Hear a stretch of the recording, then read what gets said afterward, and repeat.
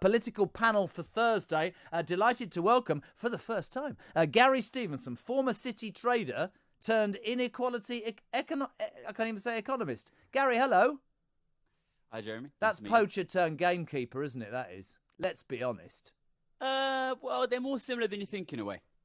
No, it's a compliment. And also Benedict Spence, Conservative commentator. How are you, sir? I'm well, thank you. How are you? Is that a new moustache? It is. It has been growing it over the month of November, as many other young men do. Well, I've tried, but obviously I haven't succeeded. But it's a very good thing, November. Fair play to you. We'll start with the big news story of the day, HS2. I think we tried very clearly on this show to make the point that HS2 has not been scrapped. Yes, it's been modified. The government are still spending £96 billion. Interestingly, we had John Stevenson, the MP for Carlisle, a Tory MP, but not part of the Red Wall new intake, a man who represented Gary and Benedict Carlisle for 11 years. And he said, I'm not disappointed. We're spending money in the north we never did. We're talking about the north like we never did. Possibly it's Boris spouting off without, being able to see it through. But it's still a massive, massive investment. Let's start with you, Benedict Spence. What do you make of today? Has he betrayed the north or not? I just think, yes, it is a massive investment in the north, but it is still ultimately an investment that serves London. That's the way you need to look at HS2.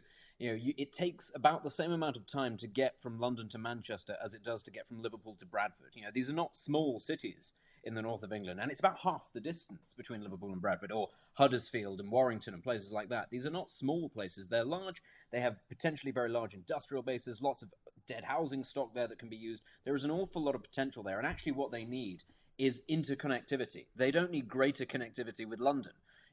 Ultimately, I think that is the point that a lot of people in the north are saying the government is missing. So yes, there is investment coming to Manchester.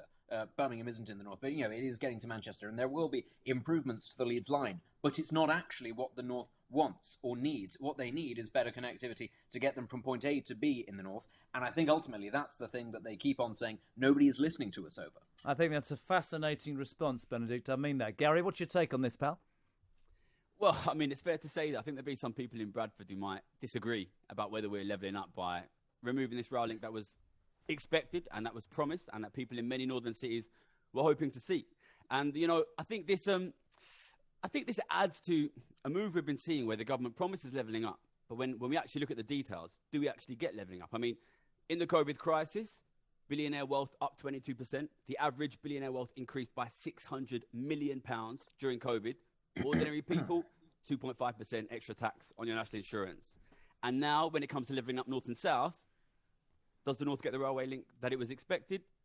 No, but it does still get 96 billion quid, Gaz. So we have to answer that. I'm with you. The initial response is, oh my God, political hot potato, he's done it again. He will describe it that he's investing £96 billion in trying to do it in a cleverer way. Benedict's saying, actually, it's interconnectivity. And I think, having lived in the north for 15 years, I think he's absolutely right. Spot on. This obsession with getting to London is not a massive thing. You want to get across the Pennines. You want to be able to get, east and west. That's an absolute fact, right? I actually, of all the stuff I've heard today, Benedict, absolutely spot on. But the fact is, Gary, I think, the Boris haters will jump up and say he's done it again. Maybe their argument should be, look, politics changes, government changes. You make a promise in a manifesto and things change. I think the message is, yes, some people could assume that he's let them down, but I do think they're still investing that money, don't you? Maybe not correctly. £96 billion is great, and it's better than it's spent than not spent, especially after this crisis. We're looking at a long, slow recovery. If you look at financial markets, we need money spent to boost the economy. £96 billion is great. It should be spent. It should be spent wisely. It should be spent intelligently.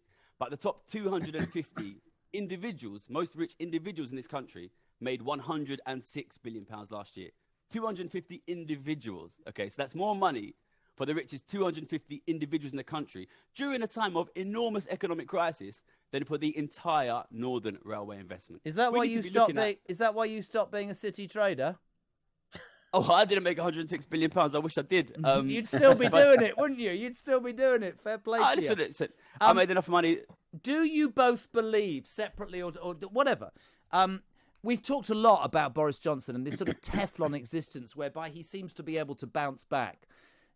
Sometimes there are moments in a Prime Minister's career the Tory 1922 backbench committee is rather hard-faced and difficult. He admitted yesterday, Boris Johnson, that he felt he crashed the car. There are people saying that this is the beginning of the end. What's your take on that, Gaz? Well, I mean, obviously, I've been looking at this this talk about corruption. It's obviously upsetting. When you look at what happened during the COVID crisis, the amount of money made by super wealthy people, that in itself is causing me a huge concern. My main concern here is we have a chancellor who is worth an approximated £200 million. Much more than that, pal. 3 billion. His father-in-law is a billionaire. Yeah. And we have billionaires that made an enormous amount of money during a crisis. And when government money is needed, do they tax the billionaires who made an enormous amount during a crisis? No, they raise taxes 2.5% on ordinary workers. My concern really here is that so many in the government come from very wealthy backgrounds that they are not looking to tax the super rich. And the super rich are getting richer and richer and richer while ordinary people are having their taxes raised. And if that's what happens, it's going to be just like 2008. We're going to have a super strong recovery for the super rich and a super weak recovery for the ordinary working people of this country. Benedict, what's your take? I mean, it's a very interesting point to raise because actually increasing taxes on ordinary sort of middle and lower class, middle and lower income workers, that is now the Tory base. That is what the Tories are sort of meaning to appeal to. So actually, it's kind of an important point, especially when you do have a lot of Tory MPs in increasingly marginal seats or seats that were only just won from the Labour Party. Those are seats that could be up at the next general election. The thing for me is Boris Johnson will have been very confident throughout this parliament because ultimately his opponent is Keir Starmer. That's the person that he has to beat on paper. He can do that regardless of there being a sleaze scandal. I think there's been polling out that says even if there were to be a general election tomorrow, he would still get a majority, ultimately because people just don't trust the Labour Party enough. Well, they don't know what they stand for because he's never there because he's always got COVID. Exactly. Well, this is the thing. The fear is that tipping point, not so much about Keir Starmer, it's about his own backbench MPs. Yep. Will enough of them be concerned enough about their own seats because they're going to lose those votes because taxes are going up on their voters for them to say, actually, Boris Johnson might win the next general election, but I might not be an MP, and therefore it's worth rising up. That's the key point. I don't think we're there yet, because I don't think that there is a candidate yet who has stuck their head above the parapet enough to say, yes, I'm the person. I'll tell you categorically, everybody says that Rishi Sunak will be the next leader. I actually don't think he will. I think that Rishi Sunak will be guilty by association, and political history, certainly on the Tory side, is littered with the person that they think is going to get it. Michael Heseltine, I don't know, loads of them. And Cameron came from nowhere, and John Major came from nowhere. And whether it's Liz Truss or somebody down the pecking order, that's what I genuinely believe will happen. But I also, I have to say, Benedict, I'm with you. I think the danger to Boris Johnson is himself.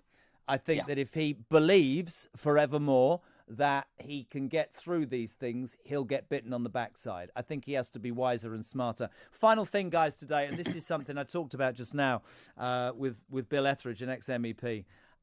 Government plans to say to the migrants who arrive here in their dinghies, we're going to send you to Albania within 7 days. You're going to stay there in basically an Albanian sort of holding pen. It's going to cost the British taxpayer £100,000 a year per person.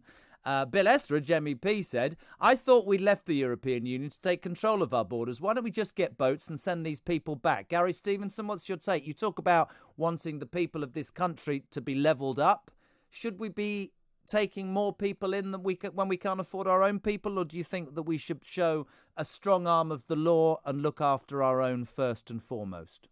Of course, we need to look after our own. But when I saw we were going to talk about this, I had to look and research what's going to happen. So they're talking about an processing centre in Albania. There's basically only one country that has done this before, which is Australia. And look what happened. They went from 20,000 immigrants in 1 year to 160. I'm not sticking up for it. I'm giving you the facts. People will point to that and go, it worked.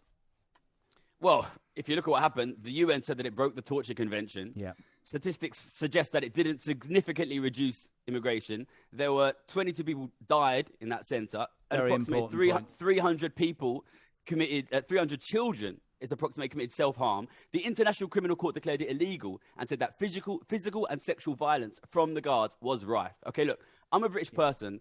I don't want to camp set up in Albania where we pay, and by the way, that came in massively over budget, £3 million per person it cost, to have physical and sexual violence under the Australian flag. Is that what you want under the British flag in Albania? Really? Because personally, look, I believe in this country. I think we're better than that. That's a really interesting point, Benedict. Another great take on it. We hadn't had that already. That's a great take, isn't it, from Gary, to be fair? Well, absolutely. Absolutely. And the other thing I think is that we have to remember the Australia example is interesting because Australia was the only country, really, that those immigrants were aiming to go for. Whereas actually in Europe, there are many alternatives that people can go to. Why do they all...